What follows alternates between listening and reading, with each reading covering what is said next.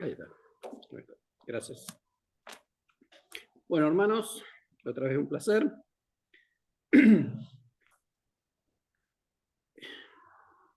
Ustedes saben que cuando yo estaba preparando este mensaje, había personas que me decían, no, ¿para qué te vas a meter en ese problema? Dice, habiendo tantas cosas que hay para hablar de la Biblia, tantos temas, y vos te vas a meter en este tema medio complicado que puede llegar a herir a algunas personas, molestar. Y yo le decía, no, pero yo tengo convicción, yo siento que el Señor me está pidiendo que dijera esto. Y cuando vino el hermano el domingo pasado, el hermano Chomín, creo que es apellido, él habló de pecados permitidos. Y ahí sentí que el Señor me volvió a ratificar lo que yo tenía que hablar hoy. Lo que voy a decir corre por cuenta mía. La iglesia en sí no tiene nada que ver.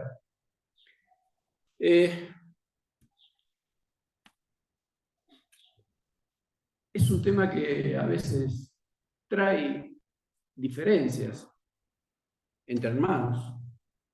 Pero como dijo una vez Lutero, si hay alguien que bíblicamente me puede demostrar lo contrario, yo voy a cambiar mi pensamiento, voy a pedir perdón y voy a cambiar lo que tengo que cambiar. Y la Biblia, cuando quiere decirnos algo que sea afirmativo, que sea sí o sí, no va a estar en un solo versículo, sino que nos va a poner en diferentes lugares. Recuerden que yo siempre cito el Salmo 119, 160, donde la Biblia dice que la suma de tu palabra es la verdad. Y bueno, quiero hablar de algo específico hoy, algo que muchas veces los cristianos confundimos temas, confundimos cosas porque nos dejamos llevar por el mundo. Y voy a leer unos cuantos versículos. Voy a sacar uno del Antiguo Pacto o Antiguo Testamento, uno en boca del Señor Jesús, en un evangelio, en Mateo, y dos de cartas de Pablo, uno a Efesios y uno a Colosenses. Así que voy a ir medio rapidito.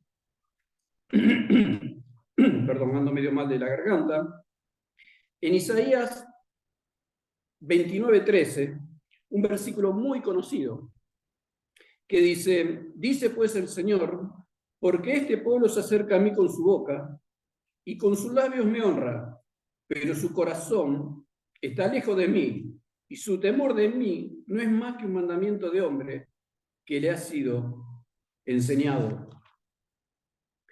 En Mateo 15:8-9, está hablando el Señor Jesús y va a repetir algo de estas palabras que dijo el profeta. Mateo 15:8-9 dice, este pueblo de labios me honra, mas su corazón está lejos de mí, pues en vano me honran, enseñando como doctrinas mandamientos de hombre. Pablo, en Efesios 5, 6, 11, Efesios 5, 6, 11, dice así la palabra del Señor. Está haciendo una advertencia. Nadie os engañe con palabras vanas, porque por estas cosas viene la ira de Dios sobre los hijos de desobediencia. No seáis pues partícipes con ellos, porque en otro tiempo erais tiniebla, mas ahora son luz en el Señor. Andad como hijos de luz.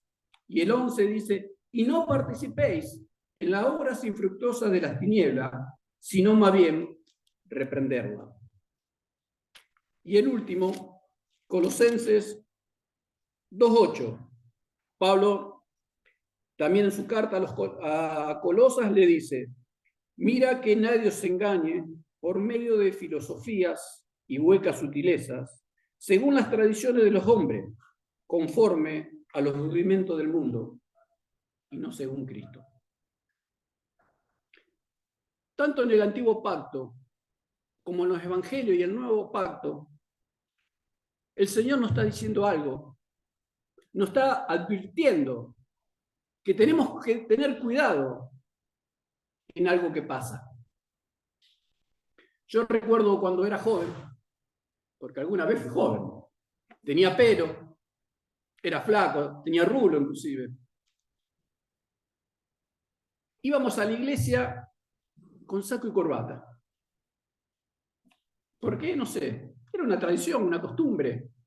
Una vez, escuchando un mensaje hace poco, 3, 4 años atrás, Pérez Millo, decía que él también, en su iglesia, era como que lo obligaban a ir así con saco y corbata. No sé bien por qué. Pero era una costumbre, y como todos iban, uno no quería quedar fuera. Iba también con saco y corbata. Las mujeres no podían usar pantalones. Las mujeres tenían que ir en pollera o vestido. Y menos usar vaquero. Eran diabólicos los vaqueros en las mujeres en esa época. Estoy hablando de hace más de 40 años atrás. Y otra cosa que llamaba la atención, las mujeres tenían que usar mantilla. Hoy veo a todas las mujeres acá sin mantilla y digo, están todas en pecado. ¿Qué pasa? La palabra cambió las modas, cambió la interpretación de la Biblia. Ahora el Espíritu nos permite encontrar algo que antes estaba escondido. En Daniel dice que cuando el Señor le dio las cosas que iba a pasar, dice, guarda con esto con llave hasta que sean los tiempos. Bueno, hace ya unos cuantos años que los tiempos han cambiado. Y parece que la palabra se está revelando más de nosotros. Hace 7 años más o menos, la última vez que fui a la iglesia de Galvez, donde yo me congregaba, se armó un tole más o menos, porque había mujeres que querían dejar de usar mantilla. Y había un anciano ya retirado, pero que tenía mucha voz, hizo hincapié en que no. Toda la reunión de oración fue dedicada a eso. Y al final quedó la palabra de él, que las mujeres tenían que usar mantilla. Pero, ¿qué dice la Biblia de eso? Como decía al principio, cuando el Señor quiere que algo sea afirmativo, sí o sí, que no haya motivo de duda, el Señor lo repite varias veces en la Biblia. Y cuando no, por ahí puede llegar a aparecer una vez. Y como esto que hemos leído, que están 4 veces, o la carta que Pablo escribe a los romanos, también muy confundida, Romanos 7, que algo hablamos una vez en una reunión de hombres, cuando se preguntaba, pero esto, Pablo lo dice en la gracia, o lo dice en la ley. Porque si leemos todo el capítulo 7, vamos a ver que ahí está más de 30 veces la palabra ley. Entonces, es lógico que esté hablando de la ley, que no está hablando cuando Pablo se convirtió, sino cuando era un estricto fariseo. Y en toda la Biblia pasa lo mismo. El Señor, cuando es algo que quiere que esté bien firme, lo va a repetir varias veces. Y en esto de la mantilla, yo por lo menos, encontré una sola vez que Pablo hablaba en Corintios 11, 1 Corintios 11. Y tratando de ver un poco para lo que hablaba sobre este tema, el Señor me llevó a 1 Corintios 11, 15, donde me revela lo que el Señor quiere. En 1 Corintios 11, 15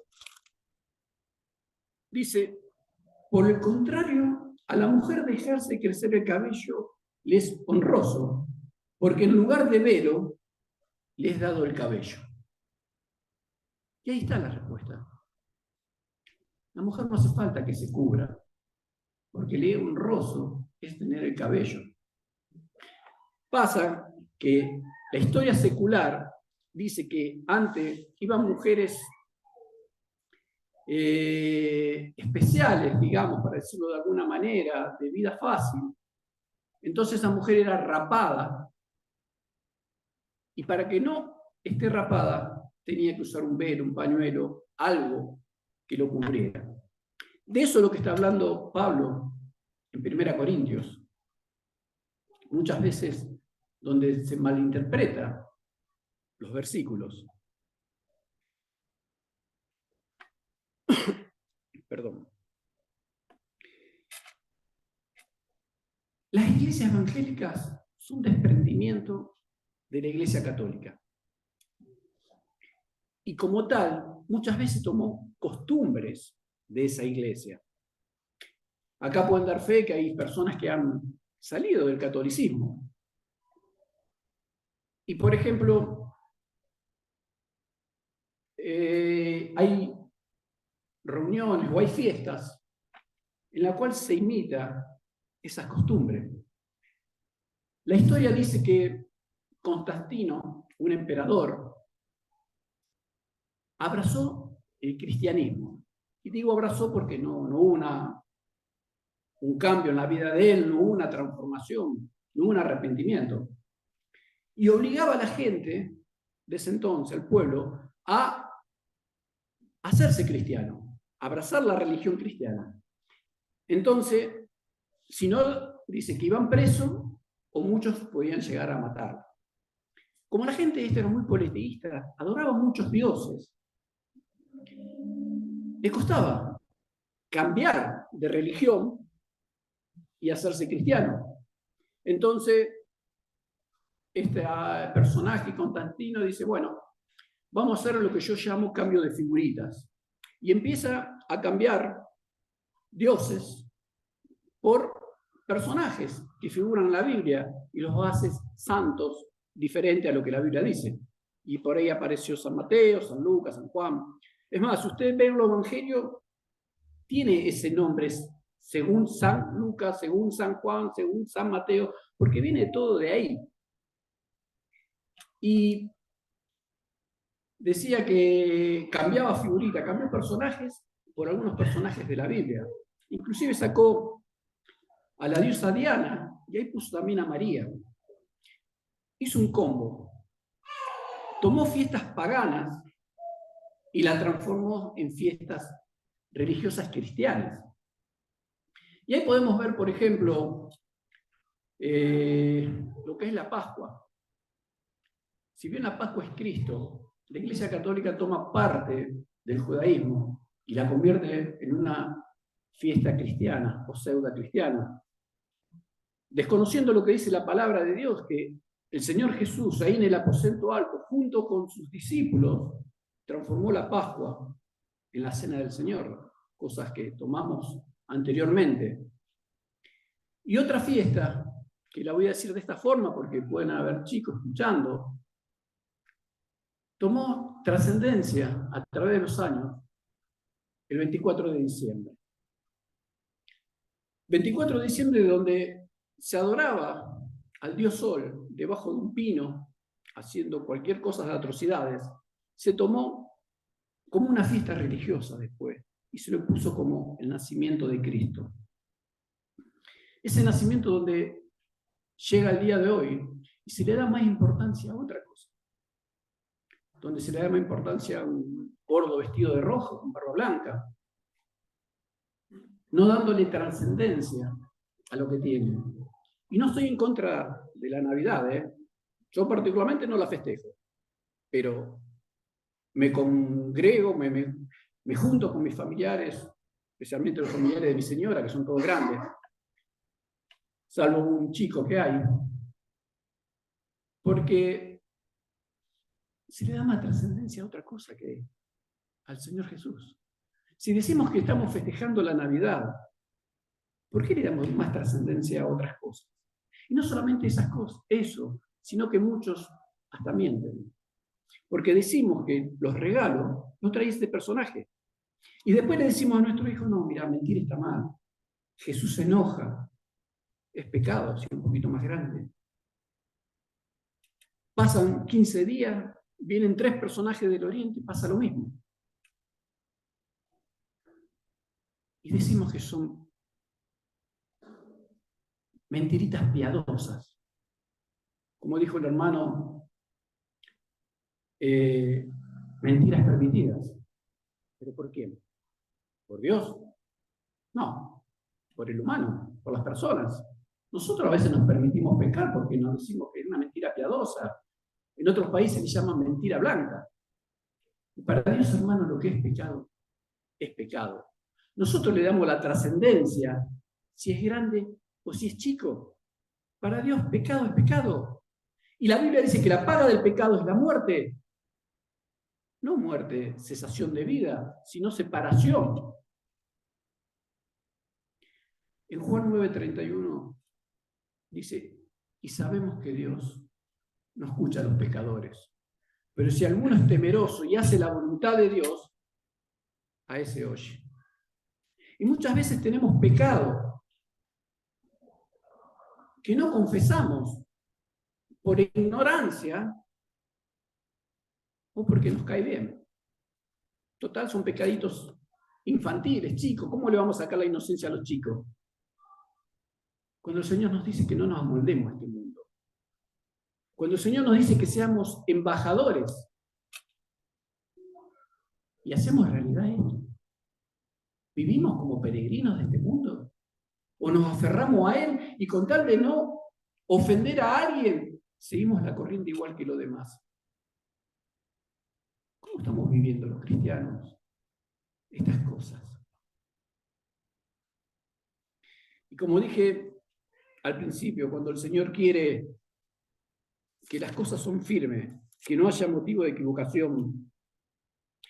En Juan 9:31 que leí, una que lo recité de memoria, tenemos varios versículos que acompañan este versículo, como Isaías 1:15, Proverbios 28:9, Proverbios 15:29, Salmos 34:15, Salmos 66:18.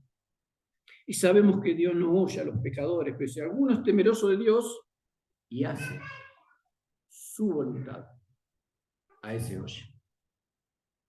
¿Cómo podemos pedir algo al Señor cuando estamos en pecado? Esta mañana, más temprano, hablaba del velo, que significa una separación entre Dios y los pecados. Y dice 1 Corintios, Pablo hablándole en 2 Corintios, de que aún hoy, cuando los judíos leen Moisés, mantienen ese velo en el corazón. Y muchas veces también nos pasa a nosotros, que nos identificamos como cristianos. Hay un velo en nuestras vidas, hermanos, porque hay pecado. Y hasta que no confesamos esos pecados, ese velo no va a ser quitado. Y Dios no va a escuchar nuestras oraciones. Es lo que dice la Biblia, no lo digo yo. Si confesamos nuestros pecados, Él es fiel y justo para perdonar nuestros pecados y limpiarnos de toda maldad. ¿Cómo estamos viviendo en este mundo? ¿Nos amoldamos a Él para no ofender a las personas? ¿Obedecemos a Dios? Porque el enemigo ha cambiado su estrategia desde la antigüedad. Antes mandaba a los cristianos al foso de los leones, de los tigres, y los mataba de esa forma, los empalaba y los hacía antorcha humana para iluminar las calles de Roma. Como veía que cada vez había más cristianos, fue cambiando de estrategia. Hubo un tiempo que mataba, como la famosa Inquisición, a personas diferentes, que pensaban diferente, y no hacía caso a los hombres, a los religiosos de esa época. Pero seguía habiendo cristianos, cada vez más. Entonces, Satanás cambia y empieza a atacar a la familia, donde separa al hombre de la mujer y deja a los hijos a la merced del enemigo, siendo presa fácil de él. También cuando era joven, me recuerdo las grandes carpas que se hacían en los barrios, donde venían un predicador por día, casi siempre, o a veces estaba 2 días, depende si era de afuera o no. Y se predicaba la palabra, se cantaba, se alababa. Muchas personas se convertían al Señor. Entonces, Satanás nuevamente cambia la estrategia y empieza a hacer iglesias. pone iglesias por todos lados. Y ahora las personas nos encerramos en los lugares y no vamos a predicar afuera. Esperamos que ellos vengan. Y ahí Satanás está contento. Una estrategia que se cumple. Por eso hoy cuando hablaba Esteban de lo que quieren hacer, la verdad que me alegró mucho de ir a hacer horitas felices a plazas, a lugares. Muy buena, lo apoyo totalmente. Estoy predispuesto a ayudar para eso, en todo lo que necesiten. Tenemos que salir, hermano, no encerrarnos. La batalla está afuera, no acá. El Señor quiere que oigamos su palabra, que la obedezcamos, que no tengamos miedos a ofender a alguien, porque hablamos pura y exclusivamente Biblia, porque la Biblia es eficaz. Y Pedro dice que haríamos bien en prestarle atención, en estudiarla, en aprenderla, porque cuando más Biblia tenemos y vivimos a consecuencia de lo que creemos y lo que sabemos, es más difícil que podamos ser engañados por el enemigo. Y a mí me gustaba la historia cuando Pablo estaba predicando y estaban los hermanos de Berea con Biblia en mano, con la escritura de ese entonces, para saber si Pablo estaba diciendo la verdad, o estaba mintiendo, o se estaba confundiendo algo. Y el Señor Jesús, y Dios en su palabra, a través de Juan, en 1 de Juan 4:1 dice, no creáis a todo espíritu, sino probad. Ustedes no me tienen que creer a mí lo que yo estoy diciendo, no tienen que creer a ningún predicador de turno, ni a ningún predicador que puedan escuchar a través de internet. La primera premisa es no creáis, sino probad, porque si creemos, después ya no probamos. Entonces, todo lo que yo estoy diciendo acá, todo lo que dice cualquier predicador, hay que probar si es de Dios o no. Porque yo puedo estar equivocado en mis conceptos. Cualquier predicador puede estar equivocado en algo. Pero para eso estamos, para corregirnos, para enseñarnos a nosotros mismos. El que predica no tiene la verdad. La verdad está en la Biblia. La única verdad. Y hablando de tradición, permiso.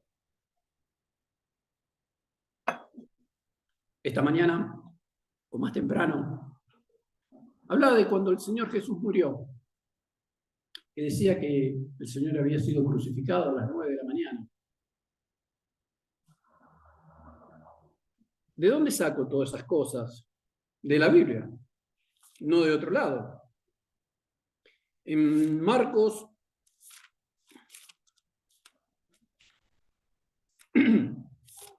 lo perdí.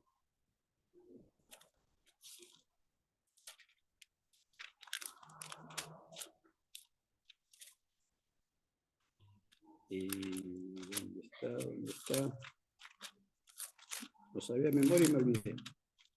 Memoria falla. ¿Dónde está?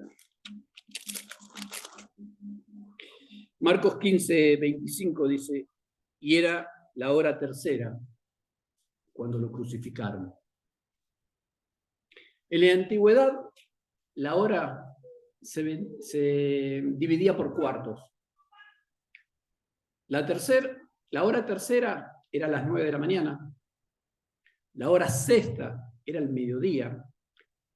La hora novena, que fue la hora que el Señor Jesús murió, era a las 3 de la tarde.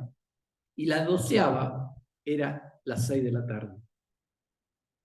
Hay que tener en cuenta que en la antigüedad la hora no empezaba como empieza ahora o como se ve ahora en el alba. Antes la Biblia dice que la hora empieza a la tarde, generalmente a las 6 de la tarde. De tarde en tarde es un horario bíblico y es un horario que hoy mismo los judíos están practicando.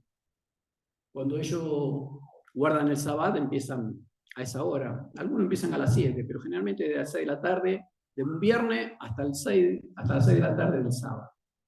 Eso es de tarde en tarde. Y decía que, ¿cuándo murió el Señor Jesús? ¿Cuándo dicen ustedes que murió el Señor Jesús? ¿Qué dice la tradición? ¿Qué día murió el Señor Jesús? Me gustaría escuchar alguna palabra. ¿Viernes? ¿Alguien dice otro día?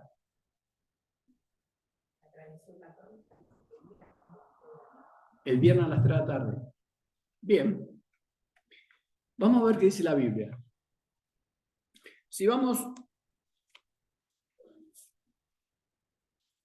a Mateo 12:39.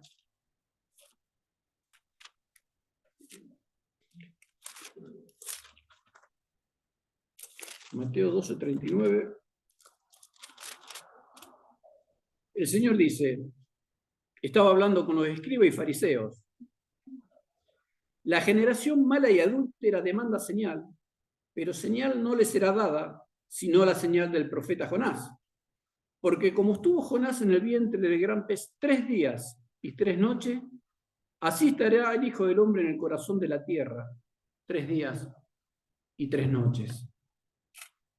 O sea que, si estuvo 3 días y 3 noches, son 72 horas.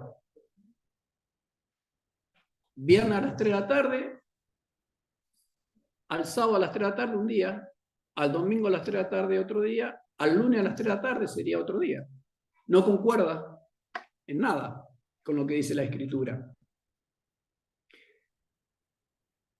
Es un tema difícil de entender este.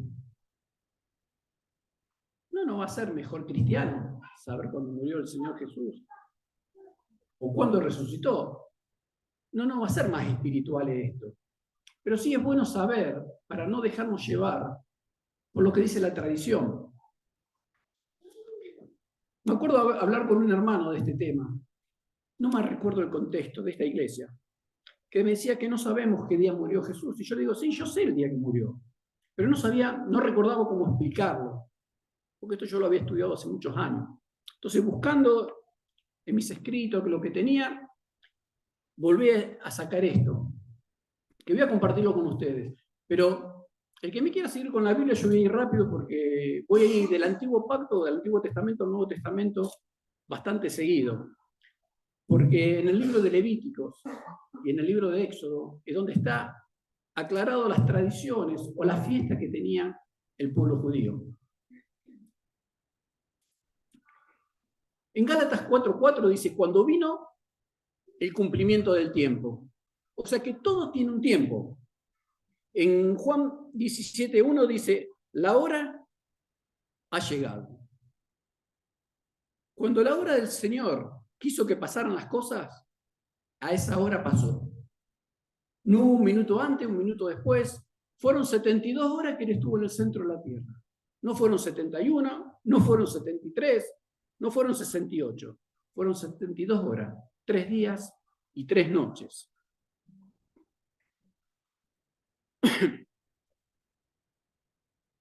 Bueno, la hora ya lo dijimos, el horario que era cerca de las 3 de la tarde. Vamos a Levíticos 23:32 y vamos a ver lo que yo le estaba diciendo ahora de la hora bíblica. Voy a ir rápido, ¿eh?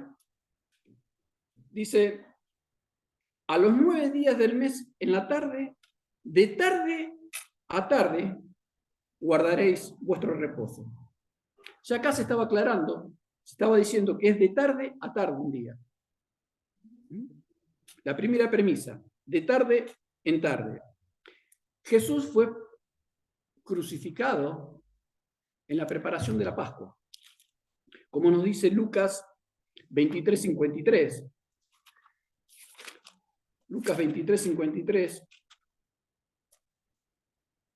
nos dice que el Señor Jesús ya había muerto y quitándolo lo envolvió en una sábana y lo puso en un sepulcro abierto en una peña en el cual aún no se había puesto a nadie. Era el día de la preparación y estaba por comenzar el día de reposo. El día de la preparación es la Pascua misma. Perdón, es la misma Pascua. En Mateo 26:2, el Señor Jesús le estaba hablando con sus discípulos y le dice: sabéis que dentro de 2 días se celebra la Pascua, y el Hijo del Hombre será entregado para ser crucificado.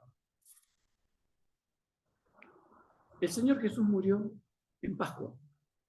¿Por qué? Porque Él era el Cordero de Dios. Como dijo Juan el Bautista: he aquí el Cordero de Dios que quita el pecado del mundo. Él venía a suplantar todos los corderitos, la matanza de los corderos que se hacía antes, que lo único que hacía era cubrir el pecado. No lo quitaba, lo cubría. Solamente la sangre preciosa del Señor Jesús pudo sacar el pecado de la humanidad. Levítico 23:5. Y acá vamos a empezar a meternos en las cosas más difíciles. Levítico 23:5 dice: en el mes primero, a los 14 del mes, recuerden este día, 14 del mes, entre las 2 tardes, Pascua es de Jehová. Pascua es de Jehová. El primer mes, ¿cuál es el primer mes en la Biblia? Si vamos a Éxodo 12:2, dice la palabra: este mes os será principio de los meses para vosotros. Será este el primero de los meses del año. El primer mes del año se llama Nisan, así como la marca del automóvil. O sea que el primero de Nisan es Pascua. Y Jesús murió el 14 de Nisan, que es en Pascua. Tenga presente el 14. Seguimos otra vez en Levíticos 23 y leemos el 6 y el 7. A los 15 días de este mes es la fiesta solemne de los panes sin levadura a Jehová. 7 días comeréis panes sin levadura, y el primer día tendréis santa convocación, ningún trabajo de siervo haréis. Me olvidé de explicar algo antes de meterme en esto, que es más difícil.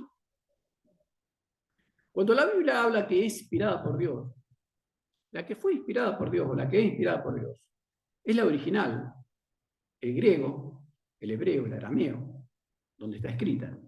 Todas las demás son copias fieles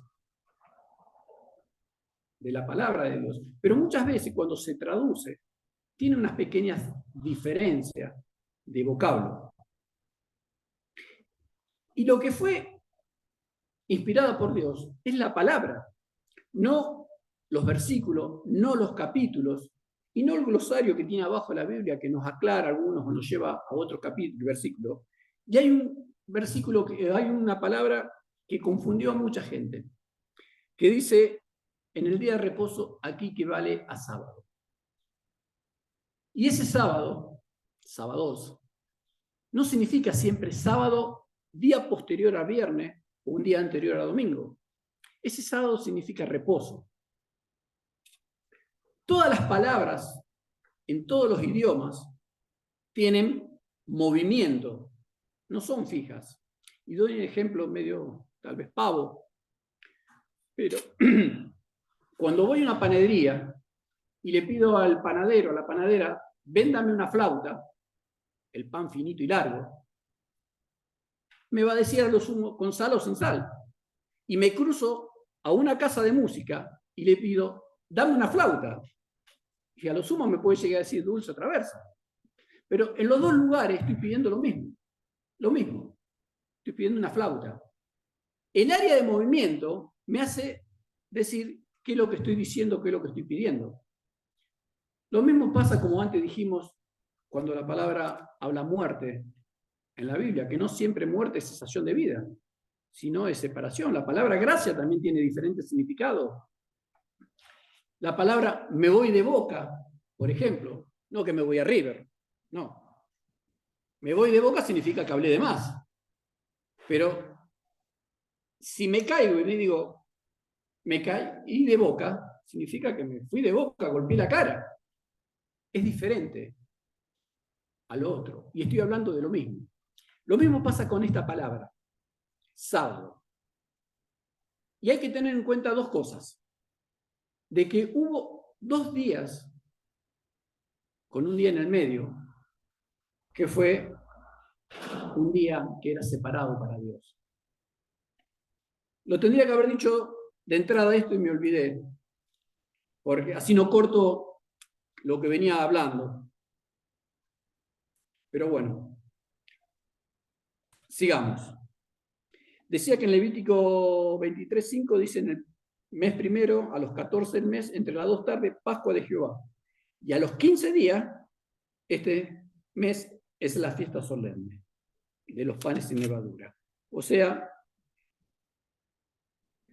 que es un día donde hay reposo, donde no se puede hacer nada, de acuerdo a los mandamientos de Dios. En Marcos 16:1, no le mentí que iba a ir de un lado a otro, ¿eh? El que avisa no traiciona, dice.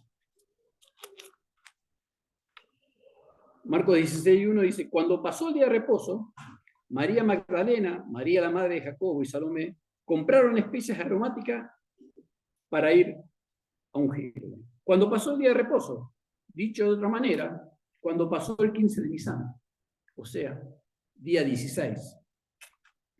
En el mismo día 16 de Nisan, en Lucas 23:56, nos dice, y vueltas, prepararon especies aromáticas y ungüento, y descansaron el día de reposo, conforme al mandamiento. Acá nos habla que hay otro día más de reposo. Dice que el día 16 de Nisan prepararon las especias y descansaron el día 17, en cual era día de reposo, conforme al mandamiento de Éxodo 20:10, donde dice, más el séptimo día descansarás y que no harás nada. Después que descansaron el séptimo día, conforme al mandamiento, fueron al sepulcro, ¿cuándo? El primer día de la semana. ¿Y cuándo es el primer día de la semana? Domingo. Como nos narra Lucas 24:1, que dice, el primer día de la semana, muy de mañana, vinieron al sepulcro trayendo las especias aromáticas que habían preparado y algunas otras mujeres con ella. Entonces, conclusión. Podemos decir que si el día 18 de Nisan fue domingo, el 17 fue sábado, el 16 fue viernes, el 15 fue jueves, el 14 de Nisan es miércoles. O sea, el Señor Jesús murió el 14 de Nisan, cerca de las 3 de la tarde, y resucitó 3 días posterior, o sea, el sábado a las 3 de la tarde. Lo que pasa es que no podían moverse de su lugar, entonces hasta el domingo, muy de mañana, no fueron a ver la tumba, y ya cuando llegaron la tumba estaba removida. Entonces la Biblia nos está diciendo diferente algo de lo que nos dice la tradición. Estuvo 3 días y 3 noches. Del miércoles al jueves, del jueves al viernes, del viernes al sábado. Eso es lo que nos dice la Escritura. Como dije antes, esto no nos va a hacer más mejores cristianos, mejores, más espirituales, pero sí nos va a decir o nos va a enseñar lo que la tradición dice es contraria a la Biblia. Por eso, hermano, muchas veces yo digo, tenemos que dejar el infantilismo espiritual y el analfabetismo bíblico. Tenemos que seguir estudiando Biblia y no leerla por arriba, así nomás, como el que lee un libro de lectura. Tenemos que estudiarla. Hoy tenemos todas las herramientas para poder hacerlo. Todas. Y todas son gratis. Están en un celular, la podemos bajar en la computadora o en el celular y tenemos todas las versiones que querramos, en los idiomas que querramos también. No tenemos excusa. Hay que estudiar la palabra de Dios para que ella nos pueda enseñar y nosotros poder vivirla como se debe a la imagen de Dios. Que el Señor los bendiga y espero que no lo haya aburrido con tantas fechas, tantos días, pero sentía que el Señor había puesto eso en mi corazón Y la culpa la tiene un hermano que está acá que preguntó eso, que no se sabía el día que murió Jesús. Amén. No sé si alguien quiere cerrar o cierro yo directamente. Bueno, la próxima reunión es el el miércoles a las 20:30 horas. ¿Verdad? Oramos. Padre, te damos las gracias, Señor, por tu palabra. Te damos las gracias, Señor, porque tenemos tu palabra que es viva y eficaz, Señor, y que haríamos bien prestarle atención y poder obedecerla. Que es lo más difícil para todo cristiano, Señor, obedecer tu palabra, hacer tu voluntad, Señor. Padre, te pedimos que tú nos bendigas, nos acompañes a retirarnos en este día, que bendigas, Señor, este lugar, que bendigas a los ancianos, a los maestros, a los diáconos, Señor, que bendigas este país tan convulsionado, Señor, donde seguramente se van a acercar días difíciles. Que podamos estar firmes, Señor, confiando en que tú tienes el control de todo, Padre. Bendícenos, Señor, bendice a los enfermos, a los que están padeciendo problemas, Señor, enfermedades diversas, y a los que están padeciendo problemas espirituales, Señor. Ayúdanos a hacer tu voluntad, Padre. Gracias. Gracias, Señor, por todo. En el nombre precioso de Jesús te lo agradecemos y pedimos. Amén.